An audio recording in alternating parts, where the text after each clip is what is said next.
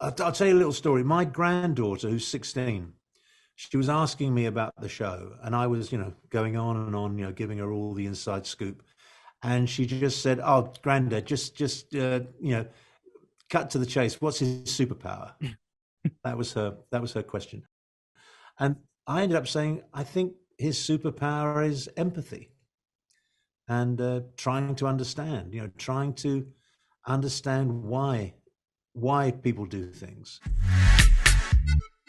Hello and welcome to a very special edition of the Movie Podcast. My name is Daniel, and joining alongside me is Anthony. Hello, Anthony. Hello. I thought you were gonna say your fellow detective. You are my fellow detective always. I don't go around introducing everyone as my fellow detective, but I know that you're undercover, so I didn't want your cover to be blown. That's why. Damn. Wait, am I undercover? Undercover? Am I like a cop that's undercover as the mob, but actually part of the mob and just reporting back? Wait, how many layers do you want to go with this? Are you looking to go like 4 layers deep, like you're a quadruple, informant or something like that? We gotta go to the extremes. Undercover.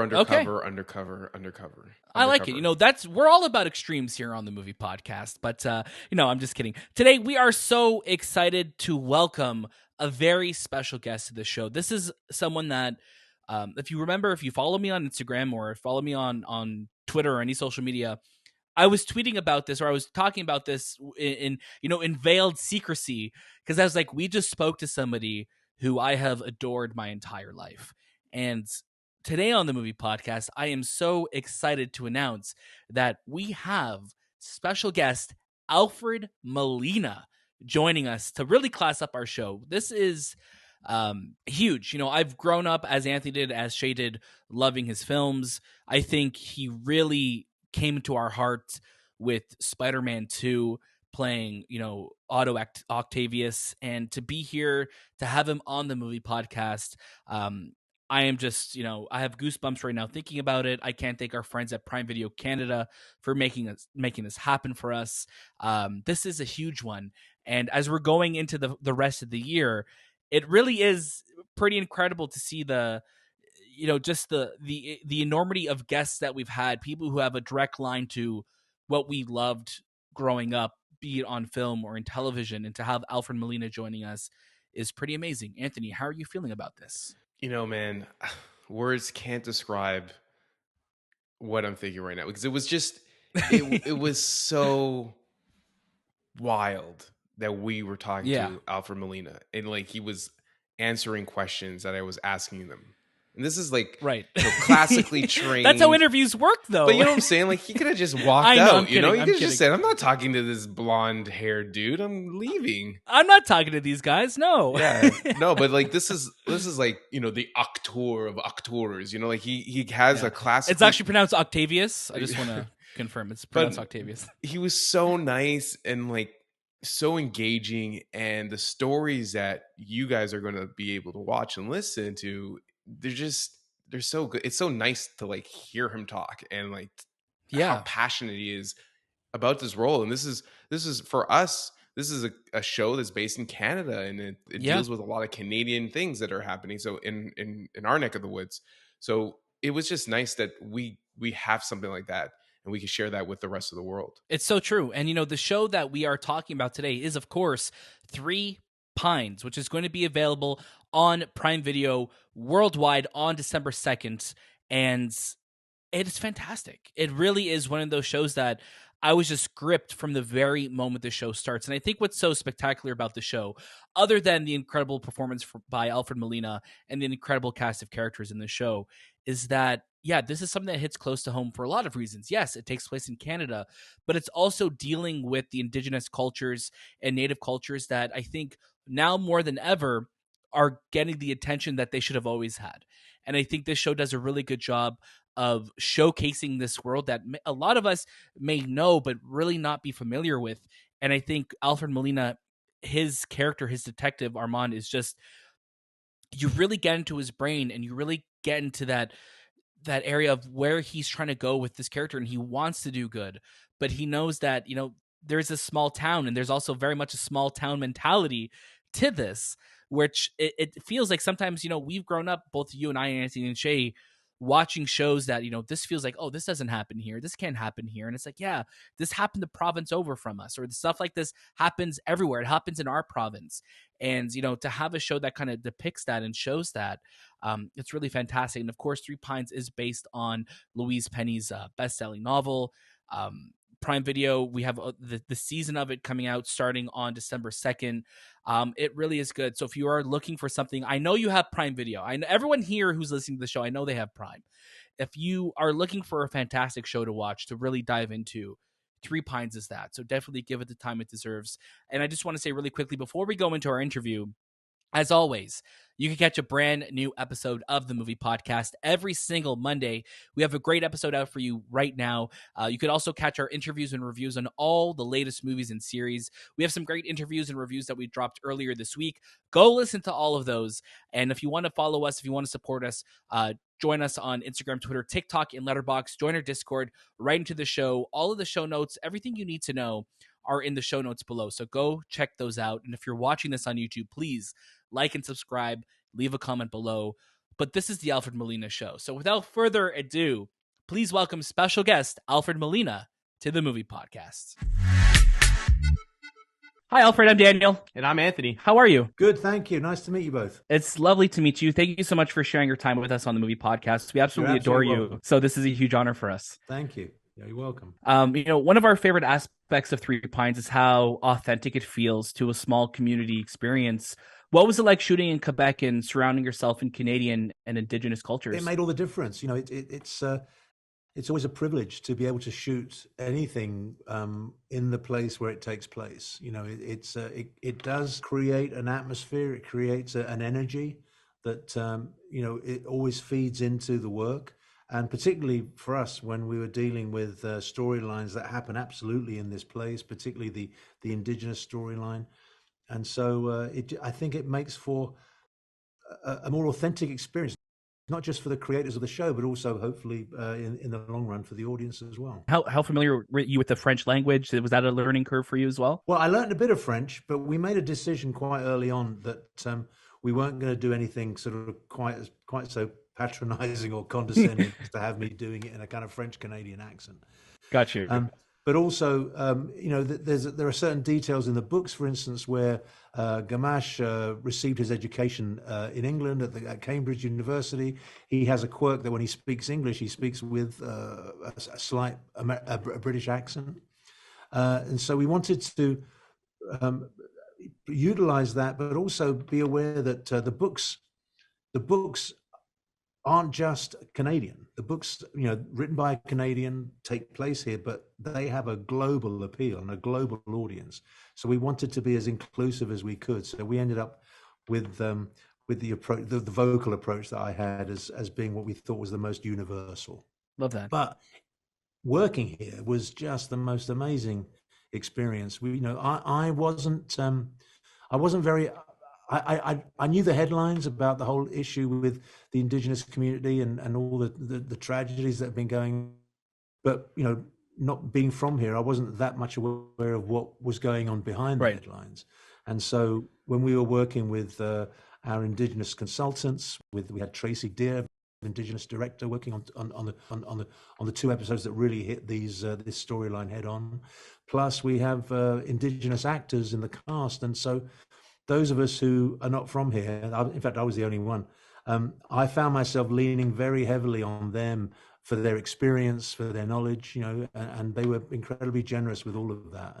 And so I think it helped us all to approach these very, difficult, challenging storylines with some sensitivity and a great deal of respect and some grace, because, the Indigenous community isn't a big monolithic block. It's made up of all kinds of individuals with all kinds of aspirations and dreams and fears and anxieties like anyone else. And so we wanted to lean into the resilience of that community and the joy that's in there. Right. This community is full of really talented people, many of whom are in our show. And I think we wanted to celebrate that as well. Yeah, and you definitely do. Now, Armand carries his grief with him everywhere he goes. When you're playing a character like him, does that grief stay with you after the cameras stop rolling? Well, I think that's an interesting question. I'm not 100% sure. I think it must do at some level, because if you're, I got very invested in the character. I was here for the best part of 5 months, working on it. It's all I thought about. If I wasn't learning my lines, I was reading the books that the scripts are based on. I learned the art of layering when the weather got cold. Oh yeah. I learned about the joys of poutine, and and don't ever say it's just chips with gravy, because people are going to get upset. So I was all in. I even went to a hockey game, and I've never been to a hockey game in my life. So there is something happens. You get, and the whole thing was so enjoyable as well. You're open to new experiences and stuff. So I think maybe I certainly, when the show was over, I'm not so sure about as each episode was done, but certainly when the whole gig was over, I did go through a phase for a couple of weeks where I was vaguely, I'm not depressed might be too strong a word, but there was a kind of melancholy, like I was missing it. I was missing it. And I think that's, to that extent, certainly, the work always gets under your skin a little bit. Now, Three Pines is a drama, but still finds the light within the darkness. With that in mind, we got to ask about the duck. Was it a big diva to work with? Well, I had very little to do with the duck. Claire Coulter, who plays Ruth Zardo, I think she really got into working with the duck. Claire got rather proprietorial with the duck. I mean, no one kind of, it's like when the duck was with her, the duck was hers. There was two ways about it. I think, she worked with the duck trainer, as far as you can train a duck, let's be honest. I think she really enjoyed it. And certainly the thing that amazed me was, as I was watching her work, I kept thinking, this is a real relationship. Yeah. I mean, it didn't feel like an actor dealing with an animal in a scene because they had to. It was. I've done that. I've done scenes with animals in various jobs where there's clearly no relationship there at all. It's just a test of endurance. Whereas with Claire was into it. I mean, she spent time with the duck. She spent time with the trainer. She got to understand little quirks, and it was delightful to watch, I must say. That's excellent. Now, there's a wonderful line in the first 2 episodes that, your character Armand always looks for the good, even in the worst of humanity. Sometimes you even find it. Are there any aspects of his philosophies that you've now applied to your own life? Well, I think I'll tell you a little story. My granddaughter, who's 16, she was asking me about the show, and I was, going on and on, giving her all the inside scoop. And she just said, "Oh, Granddad, just cut to the chase. What's his superpower?" That was her question. And I ended up saying, I think his superpower is empathy, and trying to understand. Trying to understand why people do things. And that in itself is a much more generous approach to an issue than simply being judgmental. And I think, if anything, I'm trying to incorporate some of that in my life a bit more. The notion of understanding that whatever you see on the surface, there's something else going on. Whether it's bad behavior or some terrible moment in someone's life, that there's always something else going on. And I think that's something I learned from Armand. And that's what makes him such an unusual detective in this day and age. Most male detectives are rather tortured, haunted human beings. Who behave bad, they drink, or they're mean to people. And Gamache is none of those things. He has a great marriage. He loves his kids. He loves his co-workers. He treats them with respect and sympathy. He encourages he spots new talent, and which makes, of course, his own demons, his own trauma, all the more poignant. Right. And I love that you said that empathy is a superpower. Really quickly before we wrap up with you, Alfred, again, we're so honored to be speaking with you. I got to say, you set the internet ablaze last year when the No Way Home trailer came out. You just said those two words, just hello, Peter. And I'm just curious, now that we're a year removed from that film, what's it felt like for you to be just welcomed back with, with your new fans, but also like the previous fans who have just loved those Raimi films so much? Well, it was a great privilege, a great privilege to come back after 17 years to do it again, And when I met with John Watts, I said, I'm 17 years older. I've got crow's feet. I've got a double chin. I've got wattle. I mean, I'm not the same person. And he said, "Oh, don't worry about it. Did you see what we did to Sam Jackson? You're fine."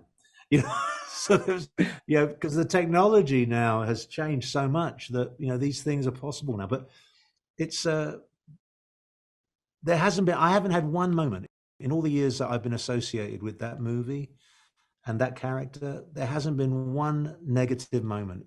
When I get recognized or when people realize that it was me that played that part, all I get is nothing but just people's joy. That there's a fan base out there that love these movies.